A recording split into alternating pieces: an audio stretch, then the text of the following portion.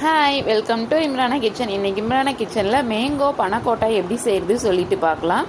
இந்த மேங்கோ வச்சு நம்ம இன்றைக்கி பனக்கோட்டா செய்ய போகிறோம். அதுக்கு ஃபஸ்ட்டு நான் ஒரு 10 கிராம், அதாவது ஒரு பேக்கெட் உள்ள கடல் பாசியை ஃபஸ்ட்டு தண்ணியில் போட்டு ஒரு அரை மணி நேரம் ஊற வச்சிடுறேன்.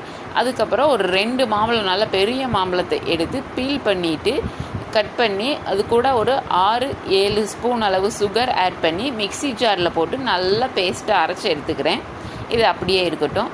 நம்ம இன்னொரு சைடு பேனை அடுப்பில் வச்சுட்டு தேங்காய் பால் நல்லா ஒரு கப்பு, அதாவது 1/2 லிட்டர் அளவு தேங்காய் பால் ஊற்றிட்டு இது கூட ஒரு 10 டீஸ்பூன் அளவு சுகர் ஆட் பண்ணிவிட்டு நம்ம ஊற வச்சுருக்கிற கடல் பாசியில் பாதி அளவு கடல் பாசி மட்டும் தேங்காய் பால் கூட போட்டு நல்லா குக் பண்ணணும். இது தேங்காய் பாலும் கடல் பாசியும் நல்லா கரைஞ்சி வரணும். அந்த அளவு குக் பண்ணிட்டா போதும். இது கூட ஒரு ஸ்பூன் அளவு ரூகப்ஸா ஆட் பண்ணிவிட்டு அதனால் லைட் பிங்க் கலர் வந்திருக்கு. இது நல்லா கடல் பாசி கரைஞ்சதும் நமக்கு வேணுங்கிற பிளேட்டில் ஊற்றி நம்ம செட் பண்ணிக்கணும். நான் இன்றைக்கி இட்லி தட்டு இம்ரானா மேங்கோவோட அந்த தோல்லையுமே ஊற்றணும்னு ஆசைப்பட்டாங்க. அதனால் அதுக்கு அப்புறம் இன்னொன்று ஒரு பாத்திரம், அது வெஜ் ஆம்லேட் செய்கிறதுக்காக அந்த டம்ளரை நடுவில் வச்சு சுற்றி வர ஒயிட் மட்டும் இருக்கட்டும் அப்படிங்கிறதுக்காக அதை செட் பண்ணியிருக்கோம். அதுக்கப்புறம் கூடவே அந்த ஒயிட் கூடவே கொஞ்சம் மேங்காய் க்யூப் அப்படியே ஆட் பண்ணலாம் அப்படின்ட்டு கொஞ்சம் க்யூப் மேங்கோ அப்படியே ஃப்ரெஷ்ஷாகவே ஆட் பண்ணிட்டோம். இது செட் இது பாதி அளவு மட்டும்தான் ஊற்றிருக்கோம். அதுக்கடுத்து மேலே நம்ம பனக்கோட்டை, அதாவது மேங்கோவோட லேயர் ஊற்றுறதுக்காக பாதி அளவு மட்டும்தான் ஊற்றிருக்கோம். அதுக்கு நம்ம மேங்கோ பல்ப்ஸ் ரெடி பண்ணணும். நான் பேஸ்ட்டை அரைச்சி வச்சுருக்கிற மேங்கோ பல்ப் பேஸ்ட்டில் ஒரு 1/2 லெமன், அதாவது 1/4 லெமன் மட்டும் புழிஞ்சால் போதும். லெமனோட சாறு புழிஞ்சு விட்டு இது கூட நம்ம மிச்சம் ஊற வச்சுருக்கிறோம்ல கடல் பாசி, அதையும் போட்டு நல்லா கடல் பாசி கரையிற அளவு குக் பண்ணி எடுத்துக்குவோம். இப்போ நல்லா குக் பண்ணியாச்சு மேங்கோ பல்ப்பை.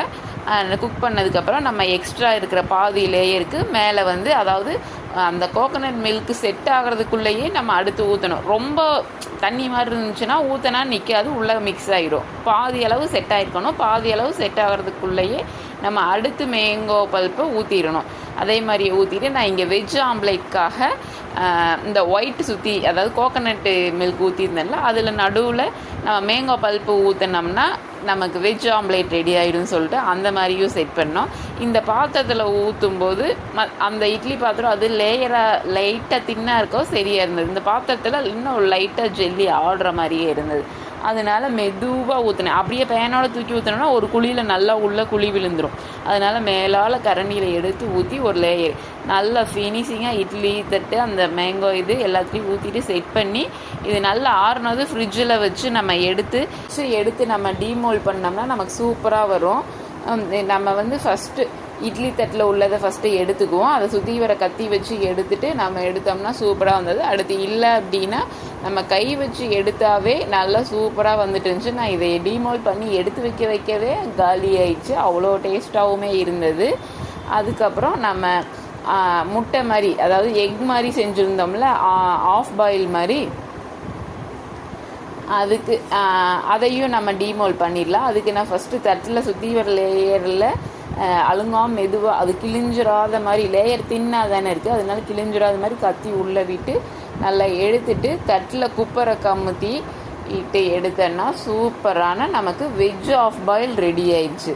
இதுக்கடுத்து நம்ம அந்த பாத்திரம், பெரிய பாத்திரத்தில் ஊற்றி வச்சுருந்தோம்ல, அதுக்கு சுற்றி வர கத்தி வச்சு எடுத்துட்டு நம்ம பின்னாடி குப்பரை போட்டு 2 தட்டி எடுத்தோம்னா அதுவும் சூப்பராக வந்துடுச்சு. நம்மளோட மேங்கோ பனக்கோட்டா, அதாவது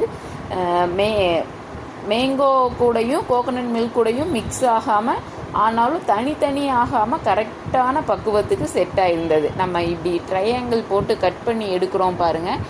லேயர் தனித்தனியாகவும் வரல, ஒரு லேயருக்குள்ளே ஒரு லேயர் மிக்ஸ் ஆகாமல் சூப்பராக வந்திருக்கு பாருங்கள். நீங்களே இதை நான் கட் பண்ணி பார்க்குறேன் பாருங்கள். நல்லா தனித்தனி லேயர் வராமல் ஒரே கேக் மாதிரி வந்திருக்குது. நல்லா சூப்பராக எம்மியாக இருந்துச்சு. நீங்களும் ட்ரை பண்ணி பாருங்கள், நீங்களும் செஞ்சு பாருங்கள். இது மேங்கோ பனக்கோட்டா நமக்கு இப்போ ரெடி. இந்த வீடியோ உங்களுக்கு பிடிச்சிருந்துச்சுன்னா லைக் பண்ணுங்கள், ஷேர் பண்ணுங்கள், சப்ஸ்கிரைப் பண்ணுங்கள், மறக்காமல் பக்கத்தில் இருக்க பெல் ஐக்கானை கிளிக் பண்ணுங்கள். தேங்க்ஸ் ஃபார் வாட்சிங். Bye, take care.